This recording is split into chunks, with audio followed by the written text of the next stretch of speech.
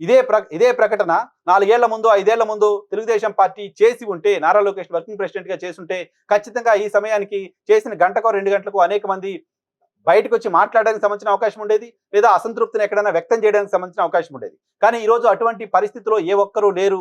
అందరూ నారా లోకేష్‌కి జై కొట్టక తప్పని పరిస్థితిని పార్టీలో ఆయన క్రియేట్ చేసుకున్నారు. సో, అలా క్రియేట్ చేసుకున్నారు కాబట్టే ఈరోజు వర్కింగ్ ప్రెసిడెంట్‌గా బాధ్యతలు ఇచ్చిన తర్వాత పార్టీలో హర్షం వ్యక్తం చేసిన వాళ్ళే ఉన్నారు తప్ప, అసంతృప్తి వ్యక్తం చేస్తున్న వాళ్ళు ఎవరు లేరు.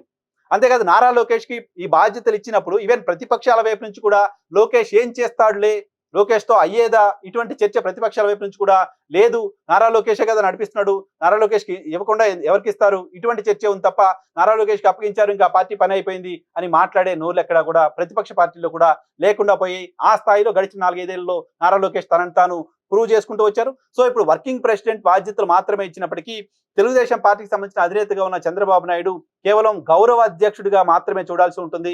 ఈయన వర్క్ అంతా ఈయనే చేసే పరిస్థితి ఉంటుంది. సో, పార్టీ పూర్తిగా జాతీయ అధ్యక్షుడిగా ఆయన బాధ్యతలు తీసుకున్నారు కాబట్టి పార్టీ పూర్తిగా ఇక నారా లోకేష్ చేతుల్లోకి వెళ్ళినట్టుగా చూడాలి. అఫీషియల్ గా పార్టీని అప్పగించిన కార్యక్రమంగా దీనిని చూడాల్సిన అవసరం ఉంది.